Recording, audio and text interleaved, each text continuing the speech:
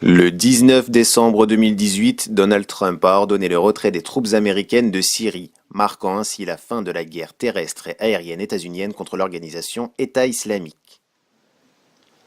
Une décision brutale profitant aux opposants des États-Unis, en particulier à l'armée turque et ses supplétifs dans leur lutte contre les forces démocratiques syriennes FDS, alliance arabo-kurde majoritairement composée des marxistes-léninistes Unités de protection du peuple, YPG, branche armée du Parti de l'Union démocratique PYD syrien relié aux indépendantistes de même obédience du Parti des travailleurs du Kurdistan PKK, ennemi intérieur historique de l'État turc.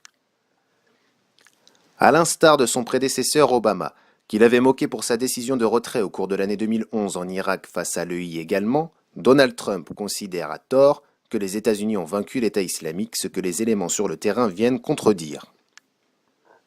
Concernant la Turquie, le président Erdogan a obtenu gain de cause suite à un échange téléphonique avec son homologue américain le 14 décembre dernier où il réitéra ses menaces interventionnistes longtemps débattues et rejetées par l'Occident.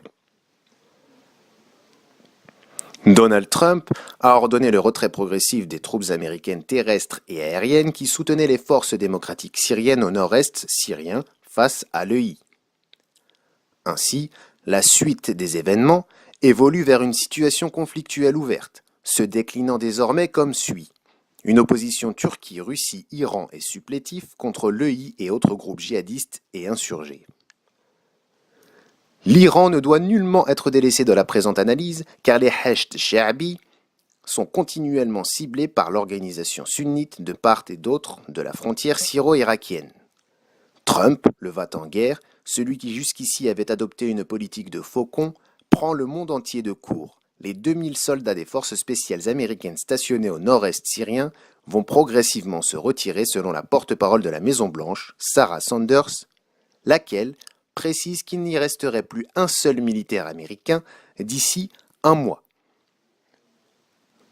Les conséquences s'annoncent catastrophiques pour la région et pour les pays membres de la coalition internationale.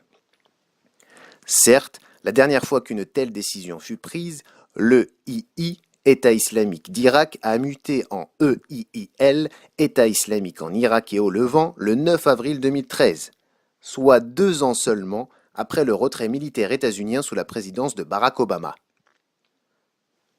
La décision de Trump est donc dangereuse, laquelle ébranle le Moyen-Orient au profit de l'interventionnisme turc contre les FDS, visant ainsi sa principale composante politique, le PYG, lié au PKK. L'action turque causerait alors, en l'absence de soutien militaire, l'affaiblissement du principal ennemi terrestre de l'EI, à Hejin, son dernier bastion régional.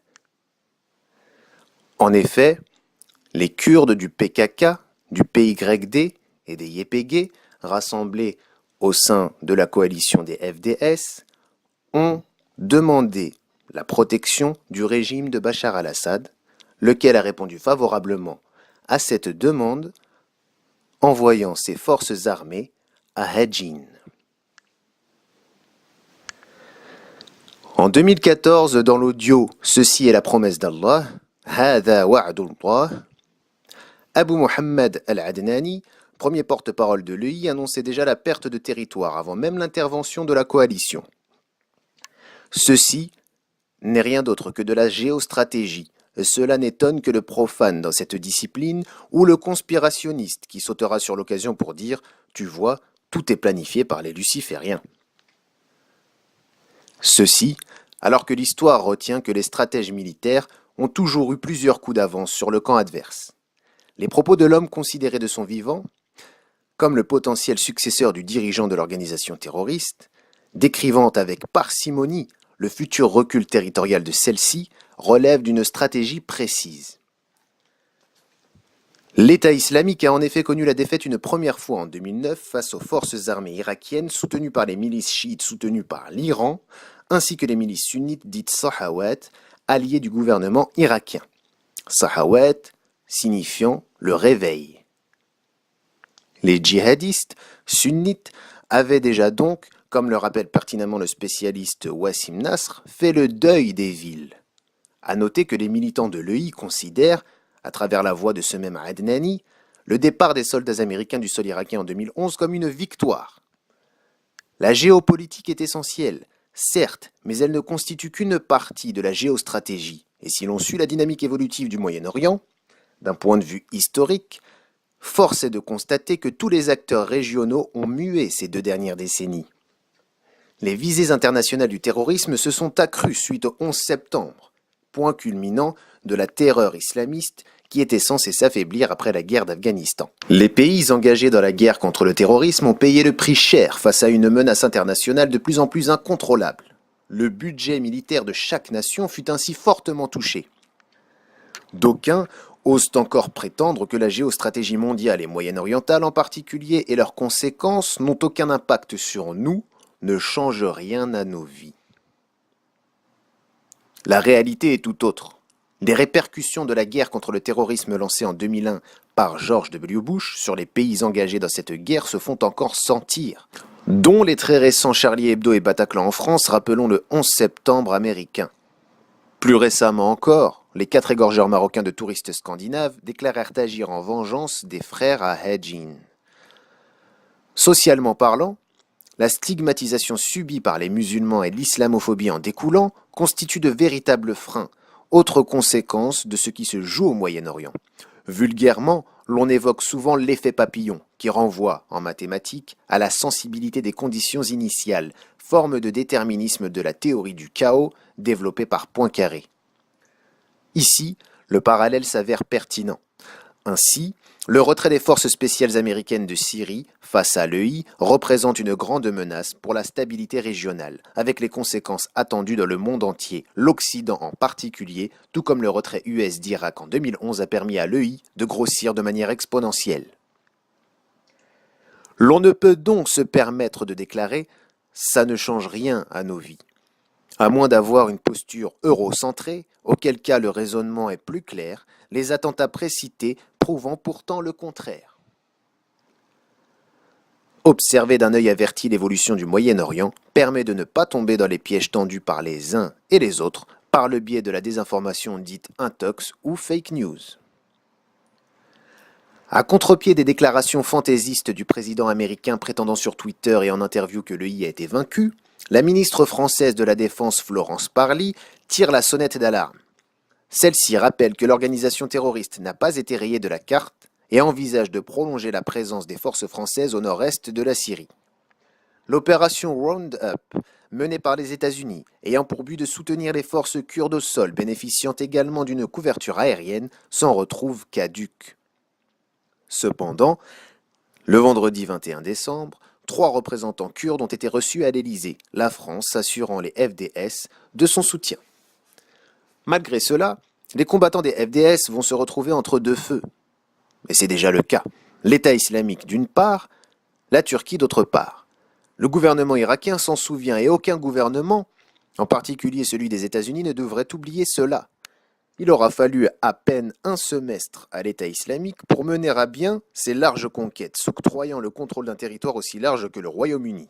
Une aire géographique vaste qui demeure aujourd'hui le théâtre de ces opérations malgré le recul territorial de l'EI dès l'année 2015, comme l'Institute for the Search of War, ISW, l'illustre avec pertinence. La volonté de combat, iradatul qital en arabe, est la plus grande arme des combattants djihadistes, lesquels l'ont toujours martelé, notamment par la voix de leur ancien porte-parole Abu Muhammad al-Adnani al-Shami, Taha Subhi Falaha de son nom d'usage. Cette volonté opposée à des armées régulières, même suréquipées, mais au contingent épuisé, lassé des décennies de guerre, peu familier des affres de la guérilla et mal entraîné comme à la base Speicher, a porté ses fruits sous les yeux ébahis des nations majoritairement habituées aux délices de la paix civile. Les villes de Raqqa et Mossoul sont tombées sans recours à l'usage de la force. Les tekbirs, criés dans les haut-parleurs des mosquées locales, achevant de faire fuir les soldats irakiens comme syriens. Cesser de soutenir les FDS à Hajin, c'est donc leur dérouler le tapis rouge. Massoud Barzani, président du gouvernement régional du Kurdistan en Irak de 2005 à 2017 et chef du Parti démocratique du Kurdistan depuis 1979, interpelle sans succès la Maison-Blanche au sujet de la situation des Kurdes syriens. Il s'exprime ainsi. Marqués par la guerre contre l'organisation État islamique et plusieurs années d'instabilité politique, les Kurdes de Syrie ont trop souffert. Gardons à l'esprit que nombre de spécialistes, hommes politiques, hommes d'État, rhéteurs d'agences internationales de renseignement mettaient en garde l'administration Obama contre l'établissement d'un futur califat, après le départ des forces américaines en 2011. La suite, tout le monde la connaît. Cette fois, cependant, le contexte est encore plus périlleux. La Turquie peut alors mettre à bien son projet de nettoyage de son opposition kurde. En effet, le président Erdogan déclarait le lundi de la semaine de l'annonce du retrait des forces américaines: nous pouvons enclencher nos opérations en Syrie à n'importe quel moment à partir des territoires qui correspondront à nos projets. Donald Trump est un homme d'État qui ne s'embarrasse pas des conseils provenant de son propre gouvernement ni de son cercle rapproché, ce qui explique en partie les 2 récentes démissions parmi ses ministres. Nombre de ses proches stratèges ont ainsi déclaré à tour de rôle, et ce jusqu'au 17 décembre, que les États-Unis maintiendraient leur présence en Syrie pour contrer l'œil d'une part, et d'autre part les actions iraniennes soutenant le régime de Bachar al-Assad, lui-même cible de la Turquie, alimentant ainsi la guerre civile. James Mattis, secrétaire américain à la Défense, affirmait d'ailleurs en septembre: « Se débarrasser de l'EI ne signifie pas que vous dites aveuglément « bon, on s'en est débarrassé » et que vous vous en allez, pour ensuite vous interroger sur le fait qu'il réapparaît. » Toujours en septembre, John Bolton, conseiller à la sécurité nationale, déclarait en marge de l'Assemblée générale de l'ONU: « Nous ne partirons pas tant que les troupes iraniennes resteront à l'extérieur des frontières iraniennes, ce qui vaut également pour les milices iraniennes. » Le 11 décembre, Brett McGurk, envoyé spécial du président chargé de la coalition internationale contre l'EI, assurait au département d'État: « On peut considérer que les Américains resteront sur le terrain après la défaite de l'EI, jusqu'à ce que nous ayons tous les éléments en main pour faire en sorte que cette défaite soit durable. Toute personne ayant examiné un conflit comme celui-ci ne pourrait qu'être d'accord avec ça. » Le 17 décembre, James Jeffrey, envoyé spécial de la Maison-Blanche pour la Syrie, était du même avis devant l'Atlantic Council, think tank de la capitale américaine. À aucun moment, en se tenant aux déclarations de ces officiels, il n'aurait été possible d'imaginer un tel revirement. Lindsey Graham, sénateur républicain de Caroline du Nord et proche du président Trump, n'a pas hésité à signifier son furieux mécontentement en comparant sa décision à celle de son prédécesseur.